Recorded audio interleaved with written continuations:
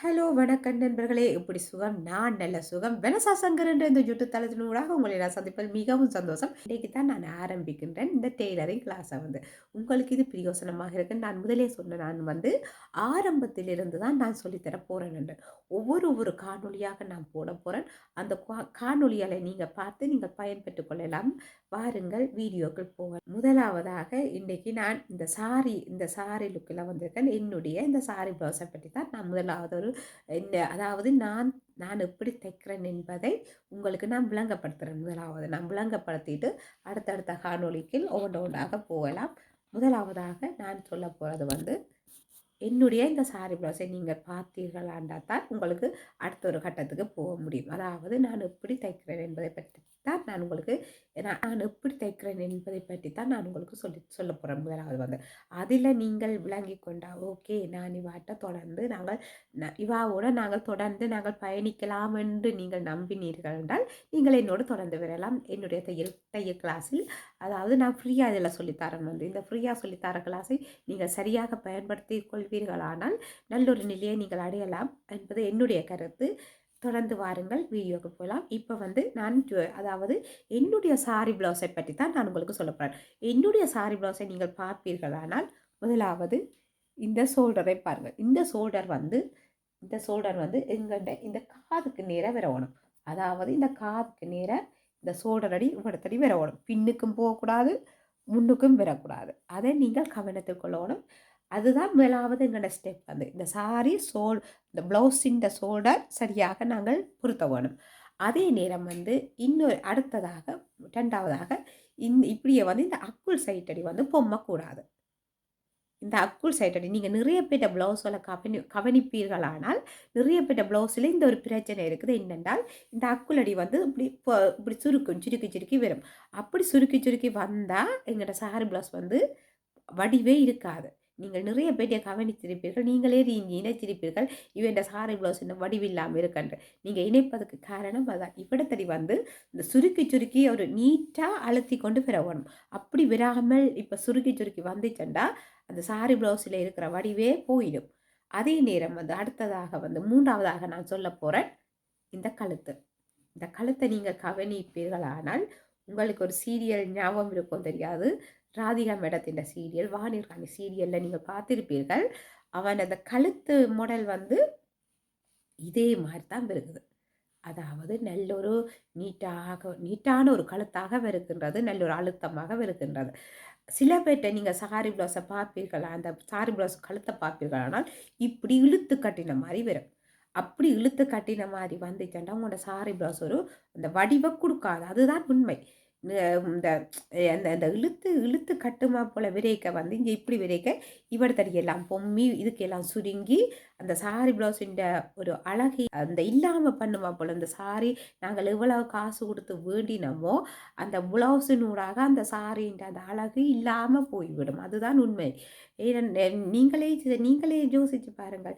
இப்ப இந்த சாரி நான் இது நார்மலான ஒரு சிம்பிளான சாரி. இந்த சாரிக்கு வந்து என்னுடைய ப்ளவுஸு இதுக்கு இப்படி இப்படி இழுத்த மாரியும் இல்லாமல், இதுக்கு பொம்மல் இல்லாமல், இப்படி நீட்டா இருக்கும்போது, இந்த சாரியும் வந்து நல்ல ஒரு வடிவ குடுக்குது.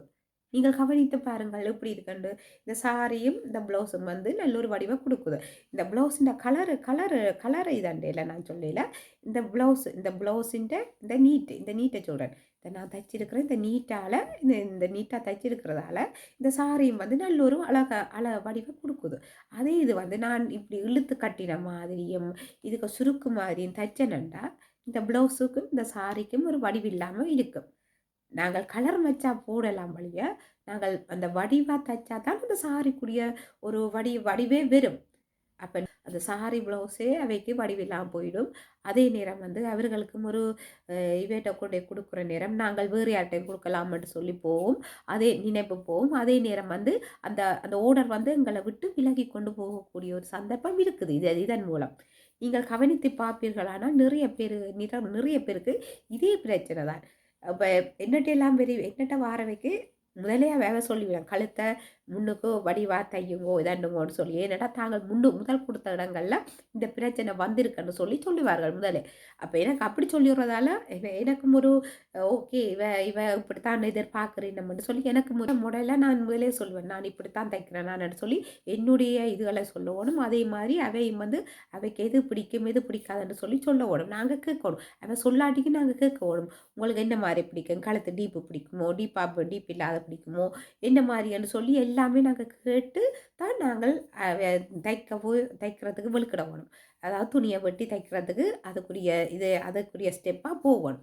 அதுக்கு முதல் நாங்கள் இந்த தைக்கிறத இந்த என்னுடைய இந்த ப்ளவுஸில் நீங்கள் பார்ப்பீர்களானால் இவர் தடி ஒரு தொல்லலும் இல்லை. அதாவது நல்ல ஒரு ஃபிட்டாக இருக்குது.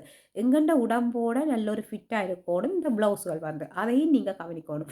சில பேட்டியை பார்த்தா தொல்லலாக கிடக்கும் இந்த என்னன்னு சொல்கிறது இந்த கடை ஒரு லூசா மாதிரியும் இந்த ஷோல்டர் இப்படி கொட்டுன்ற மாதிரியும் அப்படி எதுவுமே இருக்கக்கூடாது. எங்கட சாரி ப்ளவுஸ் நல்ல ஒரு நீட்டாக இருக்குமானால் எங்கள்கிட்ட நிறைய ஓடர்கள் வரும். அதுக்கு நான் உண்மையிலே சொல்லுவேன்.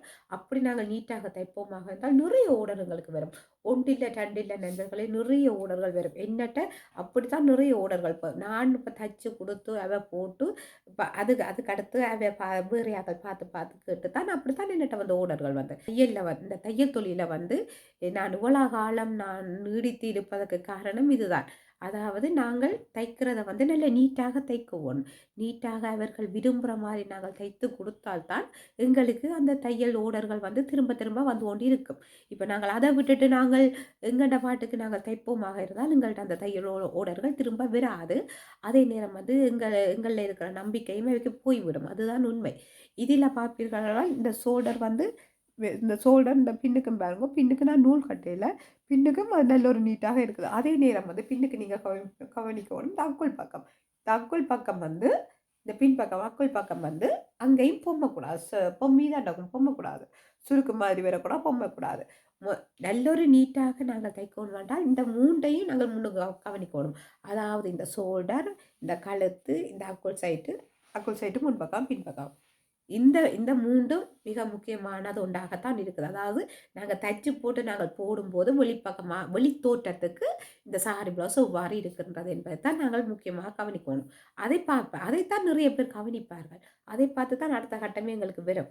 நீங்கள் தைப்பீர்களானால் உங்களுக்கு வார ஓடர்கள் மிகவும் ஒரு சந்தோஷமான ஒரு தையல் இதாகத்தான் வரும். ஏனென்றால் நிறைய பேர் வரைக்க எங்களுக்கும் ஒரு சந்தோஷமாக இருக்கும்.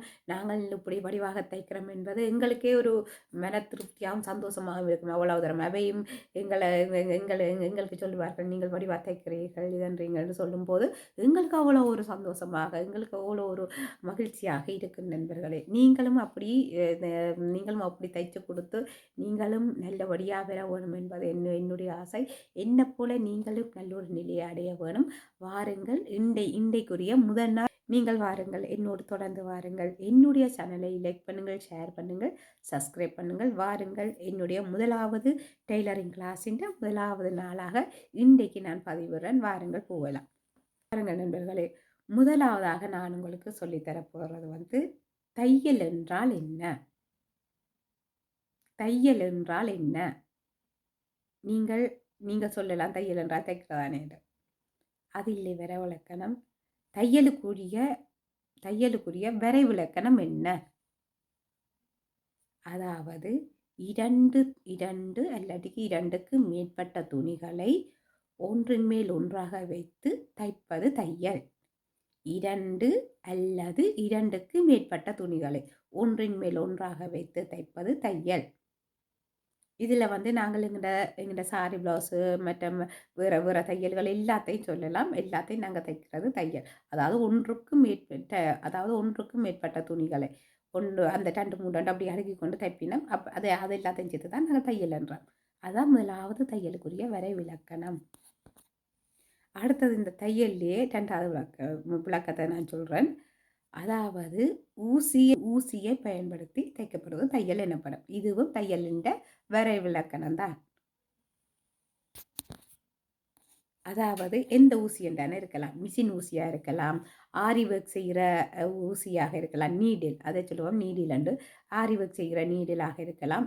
இதண்டான இந்த தையலோட பெருகுது. அப்போ அதுவும் அதுவும் உதாரணத்துக்கு வரும். அதாவது ஊசியும் நீடிலையும் நாங்கள் சொல்லுவோம். இதுக்கு உதாரணம் இதை நீங்கள் குறித்து கொள்ளுங்கள். அடுத்ததாக நான் சொல்ல போகிறேன், ஈசலவென்றால் என்ன? நீங்கள் எங்கேயாவது கேள்விப்பட்டிருக்கின்றீர்களா? ஈசலவென்றால் என்ன? ஒரு ஈசலவென்றால் எங்களுடைய உடம்பிற்கும் ஆடைக்கும் இடையில் இருக்கும் இடைவெளிதான் ஈசளவு. எங்கண்ட ஆடைக்கும் எங்கண்ட உடம்புக்கும் இடையில் இருக்கிற இடைவெளிதான் ஈசளவு. அதாவது இப்போ நீங்கள் உதாரணத்துக்கு எடுத்துக்கொள்வீர்களானால், இப்போ நாங்கள் ஒரு பெட்டி எடுக்கிறோம், அதாவது 2 பெட்டி எடுக்கிறோம், ஒரே அளவுள்ள ஒரே மாதிரி பெட்டி எடுக்கிறோம். அந்த பெட்டியை நாங்கள் ஒரே அடியாக ஒன்றுக்குள்ளே ஒன்று போட முடியாது. அதனால் நாங்கள் ஒரு பெட்டியை கொஞ்சம் சின்னதாகவும் இன்னொரு பெட்டியை கொஞ்சம் பெருசாகவும் எடுத்தால் தான் அந்த பெரிய பெட்டிக்குள் இந்த சின்ன பெட்டியை கொண்டே போட முடியும். அதே மாதிரி அடுத்தது 2வது நான் உதாரணமாக சொல்லுகிறேன் எங்களுடைய தலகணி உரை. நாங்கள் படுப்பமல்லவா, அந்த தலகணியும் தலகணி உரையை நான் சொல்லுகிறேன். தலகணி உள்ளுக்கு போகிறதாகவும், அதாவது தலகணி கொஞ்சம் சின்னதாகவும், அது இந்த உரை அதிலிருந்து கொஞ்சம் பெருசாகும். அதாவது 1 இன்ச்சு 2 பக்கம் நாங்கள் விடுவோம், கொஞ்சம் கூட கூட விடுவோம். அதாவது அந்த தலகணிக்கும் அந்த உரைக்கும் இடையில் இருக்கிற அளவைத்தான் நாங்கள் தலகணிக்கும் தலகணி உரைக்கும் இடையில் இருக்கிற அந்த அளவைத்தான் நாங்கள் சொல்லுவோம் ஈசளவென்று. ஈசளவென்றால் இதுதான். நான் முதலாவது சொன்னேன், நான் பெட்டின்ற உதாரணம் சொன்னால். இந்த உடுப்பை பற்றி சொன்னான், எங்களோட உடுப்புக்கும் எங்களோட உடம்புக்கும் இது இடையில ஈசனளவென்று. அடுத்ததாக 2வது சொன்னான் பெட்டின்ற உதாரணம். 3வது சொன்னான் இந்த உதாரணம் தலகணிக்கும் உரைக்கும் இடையில இருக்கிற அளவெனத்தான் சொல்றது ஈசனளவென்று சொல்வது. இதை நீங்கள் குறித்து கொள்ளுங்கள். அதாவது நான் சொல்வது நீங்கள் ஞாபகப்படுத்திக் கொள்வதற்கு, இதுதான் இப்போ ஈசனளவென்றால் இதுதான் என்று சொல்லி உங்களுக்கு தெரியணும். அதுக்காண்டித்தான் நான் சொல்லுவேன். நீங்கள் ஒரு கோப்பியில் குறித்து கொள்ளுங்க, இதை ஞாபகப்படுத்திக் கொள்ளுங்க, மறக்காமல் ஞாபகப்படுத்திக் கொள்ளுங்க, அவ்வளவுதான். அடுத்ததாக சொல்ல போகிறேன், சீம் லைன் என்றால் என்ன? சீம் லைன் என்றால் என்ன? கேள்விப்பட்டிருக்கிறீங்களா? எங்கேயாவது நீங்கள் கேள்விப்பட்டிருக்கிறீங்களா? நீங்கள் இப்போ டெய்லரிங் கிளாஸுக்கு நீங்கள் போயிருந்தீர்கள் என்றால் இது உங்களுக்கு தெரிஞ்சிருக்கும். இப்போ நார்மலாக இருக்கிற நீங்கள் எங்கேயாவது நீங்கள் அறிஞ்சிருக்கிறீர்களா? சீம் லைன் என்று சொல்லி எங்கேயாவது அறிஞ்சிருக்கின்றீர்களா? சீம் லைன் என்றால் நாங்கள் தைக்கிறோம் அல்லவா, அந்த தைக்கிற அந்த லைனை தான் சொல்லுவோம் சீம் லைன் என்று. அதாவது அந்த தையல் ஊசி குத்தி அந்த நூல் தைச்சு கொண்டு போகிற அந்த அந்த அந்த தையலின் அந்த அடையாளத்தை தான் அந்த லைனை தான் சொல்லுவோம் சீம் லைன் என்று. அதாவது நாங்கள் தைத்து கொண்டு போகிற அந்த தையலின் அடையாள லைனை தான் சொல்லுவோம் சீம் லைன். இதையும் நீங்கள் குறித்து கொள்ளுங்கள். அதாவது சின்ன பெரிய நோட்ஸும் இல்லை, சின்னதான். இந்த சின்னதை நாங்கள் கொஞ்சம் ஞாபகப்படுத்தி வச்சிருந்தாலே போதும். அடுத்ததாக நான் சொல்ல போகிறேன் சீம் அளவன் என்றால் என்ன? சீம் லைன் சொல்லிட்டேன். அடுத்ததாக சொல்ல போகிறது சீம் அளவன் என்றால் என்ன? சீம் அளவன் என்றால் நான் எங்களுடைய, அதாவது இந்த சாரி ப்ளவுஸ் நான் போட்டிருக்கின்றேன் அல்லவா, இந்த சாரி ப்ளவுஸுக்கு நான் சைட்டால் விட்டிருப்பேன் 1 இன்ச்சு 1.5 இன்ச்சு. அதாவது துணி 1 இன்ச்சு 1.5 இன்ச்சு சைட்டால் நான் விட்டிருப்பேன். அந்த துணியை தான் சொல்லுவோம் சீம் அளவனண்டு. சீம் அளவனண்டு சொல்வது அதைத்தான் அதாவது எங்களோட உடுப்பில் இருந்து இந்த சைட்டில் நாங்கள் விடுற அந்த அளவு, அதாவது ஒரு இஞ்சியோ 1.5 இஞ்சியோ எவ்வளோ வேண்டாலும் நாங்கள் அதில் விடுறோம் அல்லவா, அதை அந்த மிகுதியைத்தான் சொல்லுவோம் சீம் அளவனண்டு. இதை நீங்கள் குறித்து கொள்ளுங்கள். அடுத்ததாக நான் சொல்ல போகிறது த்ரெட் என்றால் என்ன? த்ரெட் என்றால் என்ன? அதாவது தையலுக்கு பயன்படுத்தப்படும் அனைத்து வகை நூல்களுமே த்ரெட் எனப்படும். அதாவது இப்போ நிறைய நூல்கள் வந்துட்டுது. அதாவது ஆரி ஒர்க் நூல்களும் வந்துட்டுது. அதாவது மிஷின் நூல்கள் நிறைய வந்துட்டுது. அதே நேரம் ஆரி ஒர்க் நூல்களும் நிறைய வந்துட்டு. இவை எல்லாத்தையும் சேர்த்து தான் நாங்கள் த்ரெட்ன்னு சொல்லுறோம் நண்பர்களே. இதையும் நீங்கள் குறித்து கொள்ளுங்கள். அடுத்தது நீடில் என்றால் என்ன? நீடில் என்றால் என்ன? நாங்கள் மிஷினுக்கு பாவிக்கிற ஊசி, அதாவது ஊசி வகை எல்லாவற்றையும் நாங்கள் நீடில் என்போம். அதாவது மிஷினுக்கு பாவிக்கிற ஊசி, அதே நேரம் வந்து ஆரி ஒர்க்குக்கு பாவிக்கிற ஊசி, இவை எல்லாமே வந்து நீடில் என்று தான் நாங்கள் பொதுவா சொல்லுறோம் வந்து. இது இவை அதாவது இந்த நீடிலுக்கு நிறைய வேறு வேறு அதாவது ஊசி வகைகளும் இருக்குது. அந்த நாங்க தைக்கிற ஊசி வகைகள் இருக்குது. எந்த எந்த ஊசி வகையான தைப்பதற்கு பாவிப்பது அனைத்தையுமே நாங்கள் நீடில் என்று தான் சொல்லுறோம். ஓகே நண்பர்களே. நான் முதல் நாள் கிளாஸ்ல கொஞ்சம் நோட்ஸா தான் நான் தாரேன். அதாவது உங்களுக்கு ஞாபகம் இருக்க வேணும் என்பதற்காண்டி தான் நான் கொஞ்சம் கொஞ்சம் நோட்ஸாக தாரேன். இந்த நோட்ஸ் கிளாஸ் வந்து நிறைய நாள் நான் சொல்லி தர மாட்டேன். கொஞ்சம் தான். அதாவது மிக முக்கியமான நோட்ஸ தான் நான் சொல்லி தரேன் உங்களுக்கு. அதாவது அடிப்படையிலிருந்து மிக முக்கியமான நோட்ஸ்களை நீங்கள் படித்தீர்களானால், அடுத்தடுத்த கட்டத்துக்கு நீங்க போகலாம். நான் அடுத்த கட்டத்துக்கு நான் இப்ப வந்து அதாவது சின்ன துண்டு தையலுக்கு போவேன். சின்ன துண்டு தையல்லேருந்து இது நாங்கள் அடுத்ததா பெரிய பெரிய தையல்களுக்கு போகலாம். நான் முதலே உங்களுக்கு சொல்லியிருக்கேன். அடிப்படையில தான் போவேன்ண்டு. அப்ப அடிப்படை விஷயங்கள நாங்க கொஞ்சமா நாங்கள் நிறைய ஒரேடியா இருந்து படிக்கணும்னு நான் சொல்லல. ஒரு கொஞ்சமாக நாங்கள் முதல் தெரிஞ்சு கொள்ளணும். ஆரம்ப நிலையை நாங்கள் வடிவாக தெரிஞ்சு கொண்டா தான் அடுத்த கட்டத்துக்கு போகலாம். எங்கள்ட்ட ஆரம்பம் எங்களுக்கு வடிவாக தெரியாட்டிக்கு எங்களுக்கு அடுத்த கட்டத்துக்கு போக முடியாது. ஆரம்பம்ன்றது அந்த தளம். அடித்தளத்த வந்து நாங்கள் நல்லொரு ஸ்ட்ராங்காக போடணும். அப்படி நாங்க அந்த ஸ்ட்ராங்காக போட்டு அதில ஏறி நாங்கள் போவோமாக இருந்தா தான் எங்களால நீண்ட தூரம் போக முடியும்.